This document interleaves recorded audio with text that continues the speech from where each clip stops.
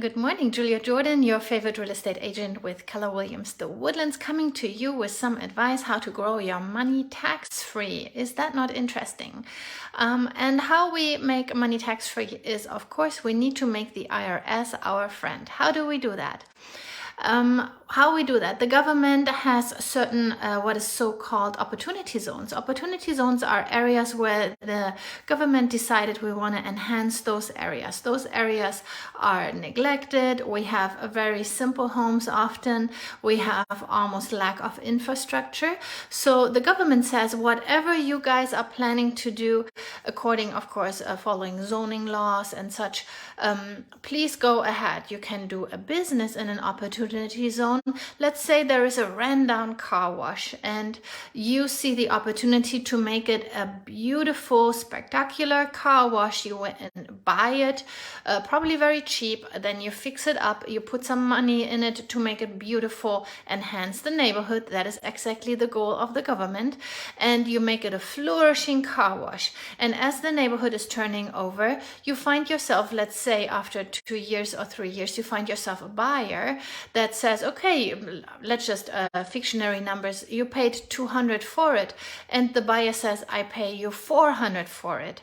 What you do is you make a 200 profit at that point, and you can take it out if you want to. You can take your money out of opportunity zone investments at any point in time if you want to, but you would have to pay taxes. The real sweet part of the government happens when you move your money around in opportunity zones for 10 years and a day or more. I mean, do it for 20, 30 years if you like it.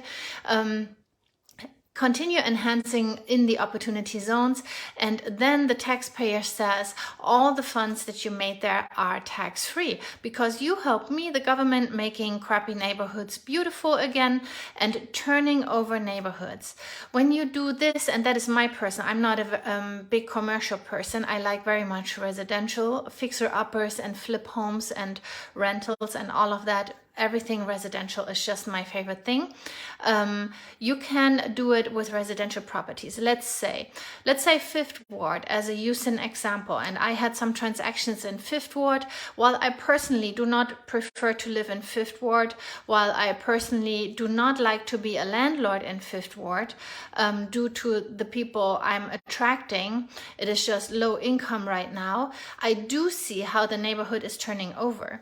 You can buy, let's just come up with numbers that are actually quite realistic. Let's say you buy a piece of land for 100K, and you're able, because it was in the past, it had 3 homes on it.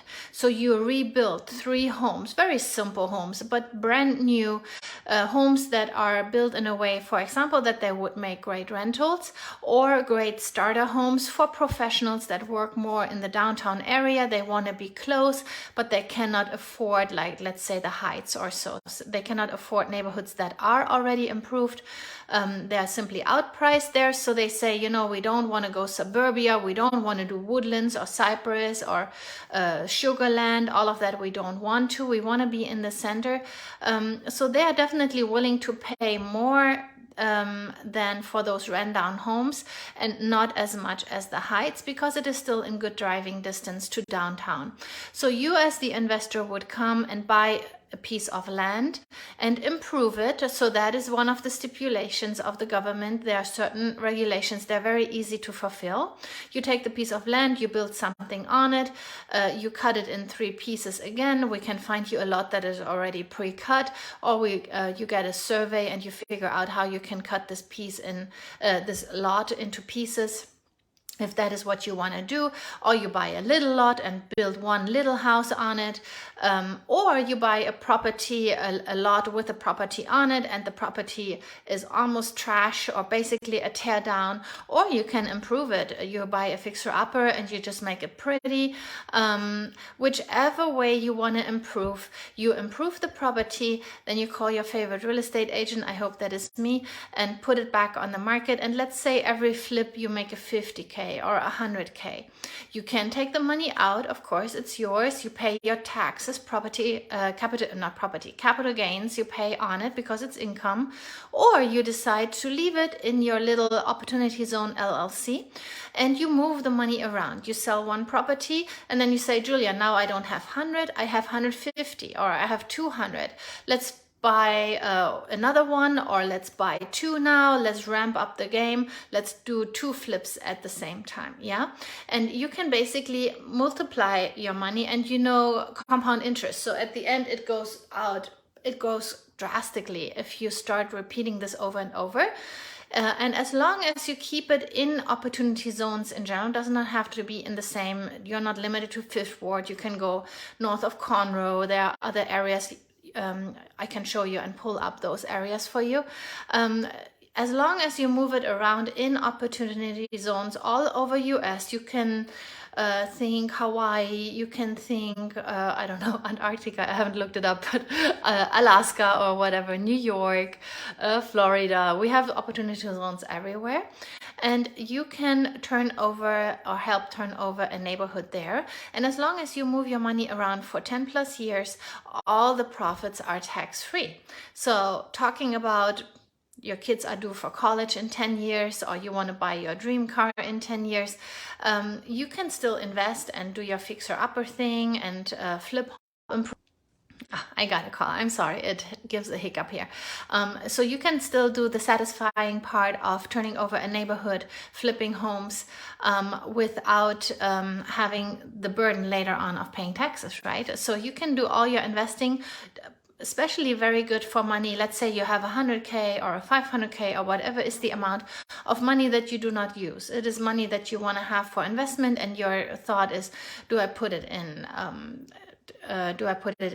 towards the stock market, or do I do real estate investing, or I don't know, do I start a business, whatever you are planning. So I just wanted to share about opportunity zones with you. It is a very, very lucrative market, because imagine if other flippers do the same in an opportunity zone, let's say Fifth Ward, you have a drastic change from purchase price going in, then you fix it up to resale. It is like a black and white difference. It is before and after is just so intense compared to, let's say, you do the Spring Market or the Woodlands or Cypress in a regular area where we have a lot of just average homes, and you can make it spectacular, or maybe a little bit ran down and you bring it back to normal. There is not so much meat on the bone, so to say, so not so much before and after appreciation just by simply fixing it up or building something. You have a lot of margin in those opportunity zones.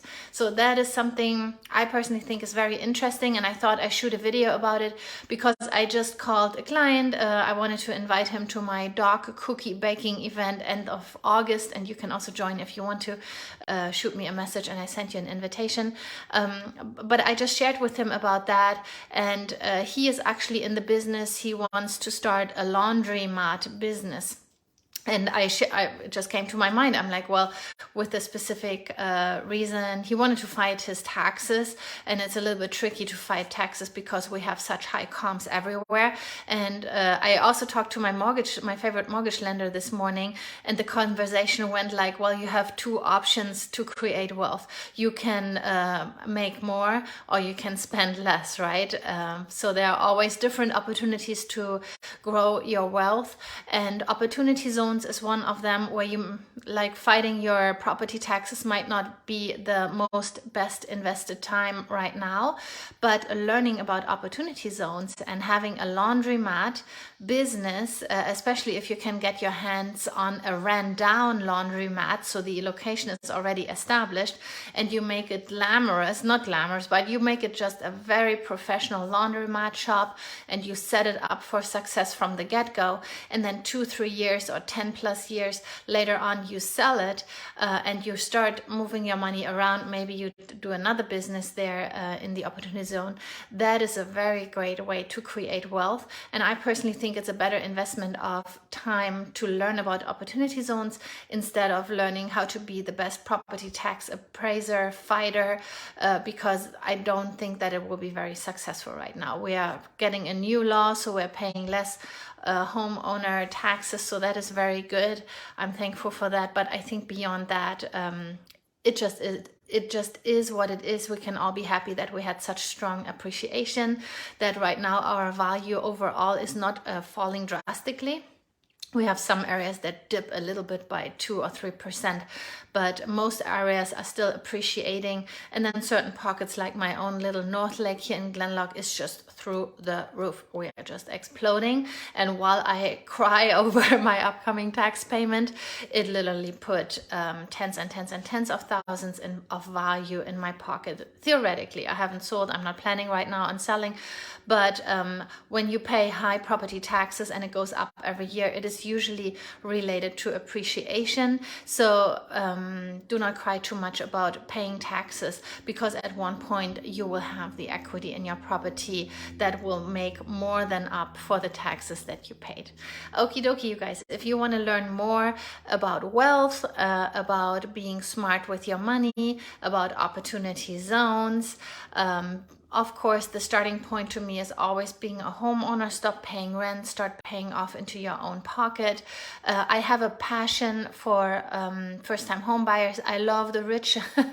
I love, they're just so easy to work with and educated, and they know how everything goes. But my second passion is teaching. I have like a little bit of a teacher in me, in case you didn't know, and I love sharing my knowledge. While I don't know everything, I love to share what I know, and creating wealth for people that are maybe first-time homeowners. It is just such a sweet reward. It's not all about the paycheck. It is simply just contributing to the people that I'm surrounded by, and to those I have so much to share. If you want to be a homeowner, I can definitely help you. We have little cards here with my favorite go-to lender. We are giving you $2,000 towards closing cost. It will run at least till the end of the year. Maybe we extend it. If you have any peeps that are on the skinny side when it comes to their savings, let me know. We can almost make anyone a homeowner. If you can pay your rent, you can usually pay a mortgage, and you can start paying off into your own pocket, and that's really my passion. Okay, if you have any questions, 832-444-4923. Feel free to reach out and chat. I will not force you to buy a house, but if you want to have a house, I will definitely help you. And any other real estate or wealth questions, I love to chat about it. Okay, thank you. Have a good day.